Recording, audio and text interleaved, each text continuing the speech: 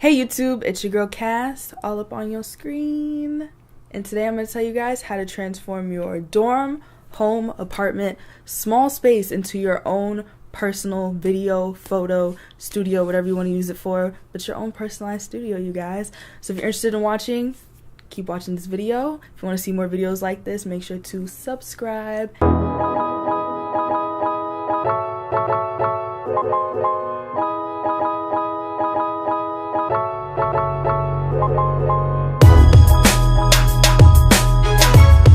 And let's get into it. Alright, you guys, so step one for transforming your dorm, your space into a studio is you have to find the space that the actual studio is going to be. So you may have to create this space. So for me personally, I actually have to move some stuff around. So I have to move my mirror, my plant to actually create my studio space.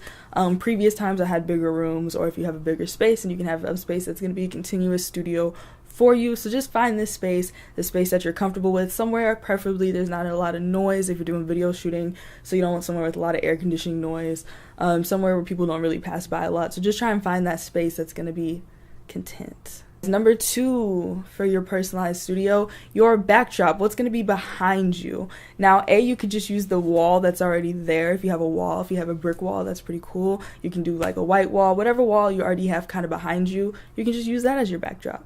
Another option that's really affordable, you can go to the fabric store. So if you want to try different fabrics, glitter, like all these different things that people have, you can go to the fabric store. You can mix in like fairy lights, create your own little background. Another option, my favorite option, what I use the most, is seamless paper backdrops. I love them because I don't like to iron, I don't like to steam, so seamless paper backdrops are wrinkleless and they're easy to store. You just wrap them right back up and you hang them up with a piece of tape. You don't really need like a whole backdrop hanging thingy majiggy.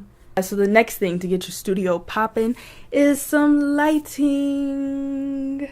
So you want lights, you guys. So either you can just use the natural light. If your studio is near a window, side lit by a window, you can use your natural light that you already have provided. The only downside to that is, of course, if it's nighttime, if it's a certain time of day, you won't be able to shoot in that studio. You won't be able to do too many things with light manipulation. If you wanted to kind of play around with it, you will have the option to do silhouette. Like I said, that side kind of natural lighting, and then of course the up front natural lighting. But if you really, really want control over your lighting, then you guys want to get portable lights.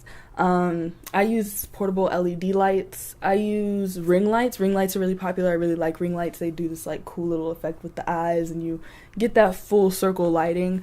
You can use softbox lights. A lot of times if you get like a backdrop studio kit, it comes automatically with about 3 softbox lights. I did get a kit one time that came with umbrella lights. So there's a lot of different lighting options that you can use. I really want to try like a wand light or a laser light. I can't remember what it's called. Q Science light. I can't remember what it's called, but it's this really cool light that I really want to try out, especially for music videos. So yeah, get your lights together. So after you got your backdrop and your space and your lights, you're gonna need your camera and something to stabilize the camera. The obvious options are, of course, whatever camera you're using, whether it's a DSLR, something better than a DSLR, camcorder, phone. Your phone, you can shoot video on your phone. I know, wow, what?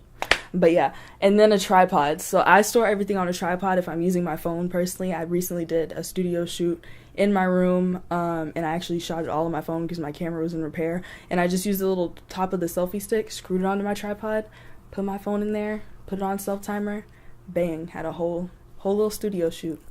But yeah, so then of course you can connect your DSLR to your tripod. For me, I get tripods like from Target. They're like $20-30.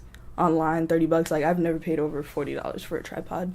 So the last thing, you have your space, you set up your backdrop, you have your lighting set up, and then you have your camera, and your camera is on a stabilizer. You're ready to take your self-timing pics. Last thing you need, can you guess what it is? Props, you guys. So you don't want your regular, boring little studio shoot going on. You want a little depth to that shoot.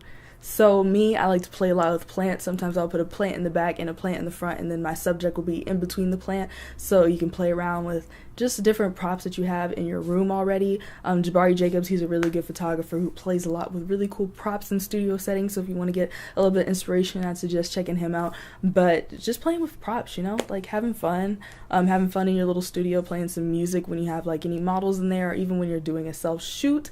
If you guys want more specific videos on how I utilize my self-made studio, or how I take self portraits or take photos, videos of myself within the studio, then make sure to thumbs up this video, comment below, and yeah, see y'all in the next video. Thanks for watching. Peace.